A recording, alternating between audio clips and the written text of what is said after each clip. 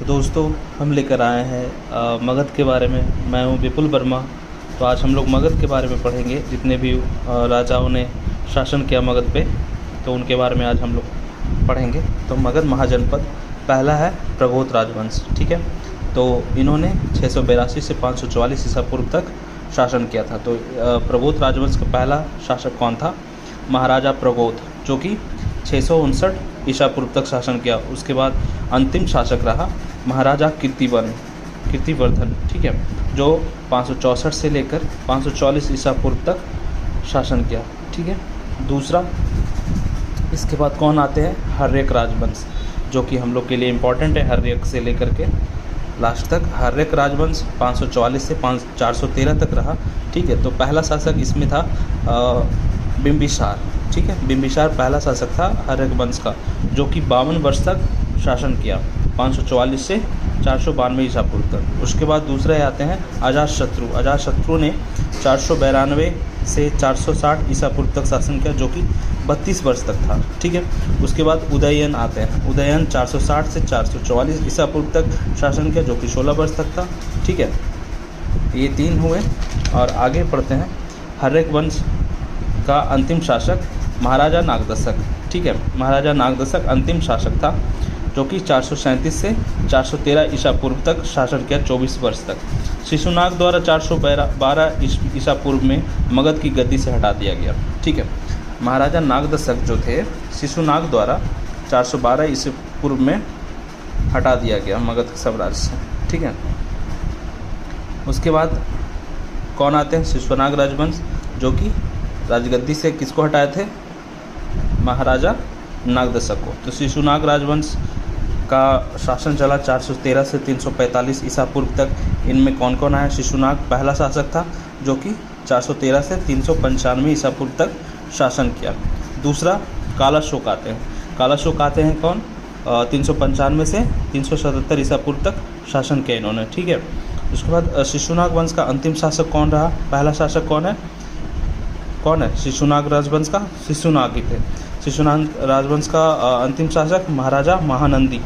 ठीक है, महानंदी, जो कि 349 से 345 ईसा पूर्व तक शासन किया। महानंदी का शासन महापद्मानंद द्वारा छीना गया। ठीक है ना, महानंदी जो है, ठीक है, उनका शासन महापद्मानंद के द्वारा छीन लिया गया।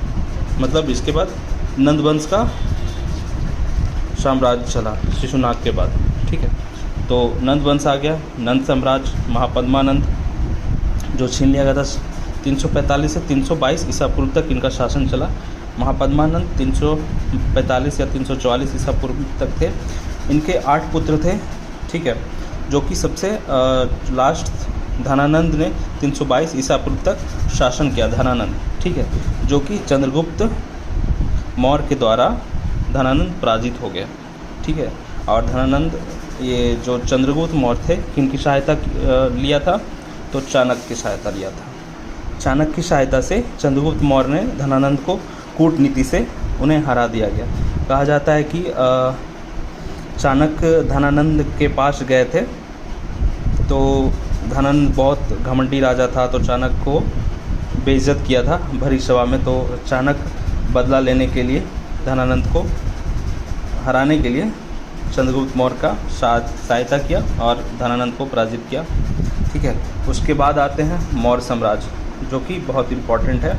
मौर्य साम्राज्य 322 से 185 ईसा पूर्व तक, जो सबसे लंबे शासन किया मगध पे, वो मौर्य साम्राज्य था। तो मौर्य साम्राज्य का पहला चंद्रगुप्त मौर्य, जो कि 322 से 298 ईसा पूर्व तक शासन किया। चंद्रगुप्त मौर्य के बाद आते हैं बिंदुसार। बिंदुसार क्या? 298 से 273 ईसा पूर्व। इनके बारे में अलग अलग वीडियो बनेगा। ठीक है, तो अलग अलग उनका डिटेल पढ़ लिया जाएगा। बिंदुसार के बारे में डिटेल पढ़ा जाएगा, अशोक के बारे में डिटेल पढ़ा जाएगा, क्योंकि इतना ज़्यादा लंबा वीडियो करना नहीं है। तो चंद्रगुप्त मौर्य के बारे में अभी शॉर्ट में जान लेते हैं। चंद्रगुप्त मौर्य 322 से 298 ईसा पूर्व तक शासन किया। उसके बाद बिंदुसार किया 298 से 273 ईसा पूर्व। फिर अशोक किया 273 से 236 ईसा पूर्व। ठीक है, तो अशोक के बारे में कुछ पढ़ते हैं। अशोक की मृत्यु 237 से 236 के बीच लगभग हुआ। ठीक है ना, अशोक की मृत्यु। अशोक की मृत्यु के बाद मौर्य साम्राज्य का 2 भागों में बंट गया था। ठीक है, अशोक की मृत्यु के बाद मौर्य साम्राज्य 2 भागों में बट गया था, पूर्वी भाग और पश्चिमी भाग मौर्य साम्राज्य, ठीक है ना। तो पूर्वी भाग में कौन शासन कर रहा था? संप्रति, ठीक है ना। संप्रति का शासन था पूर्वी भाग पे, और पश्चिमी भाग पे कुणाल का शासक था, ठीक है ना, शासन था।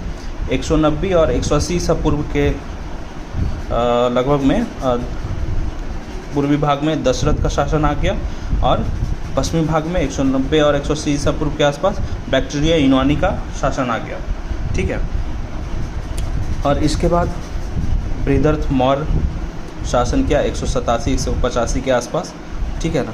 शतवंधन का पुत्र बृहदर्थ मौर्य साम्राज्य का अंतिम शासक था, ठीक है। तो बृहदर्थ मौर्य क्या हुआ? अंतिम शासक हुआ मौर्य साम्राज्य का। तो सबसे पहला शासक कौन था मौर्य साम्राज्य का? चंद्रगुप्त, ठीक है। और अंतिम शासक बृहदर्थ अंतिम शासक मौर्य वंश का, ठीक है। और इसके बाद कौन आते हैं? शुंग वंश 185 से 73 ईसा पूर्व में आए, ठीक है। तो इनका पहला शुंग वंश का पहला शासक कौन था? पुष्यमित्र शुंग, ठीक है। 185 से 149 ईसा पूर्व तक शासन किया, ठीक है। अंतिम शासक कौन किया इनका? देवभूति 83 से 73 ईसा पूर्व तक शासन किया, ठीक है ना। पहला शासन शुंग वंश का पुष्यमित्र शुंग, जो कि मौर्य साम्राज्य के बाद आए शुंग वंश, ठीक है। ये इम्पॉर्टेंट है, याद रख लेना।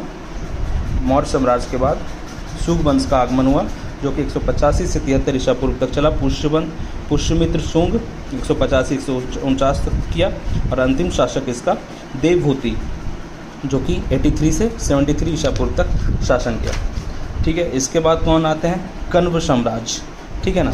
शुंग साम्राज्य के बाद मौर्य के बाद शुंग के बाद कण्व साम्राज्य, जो कि 73 से 28 ईसा पूर्व तक शासन किया, ठीक है। पहला शासक कौन सा? वसुदेव कण्व 73 से 66, ठीक है।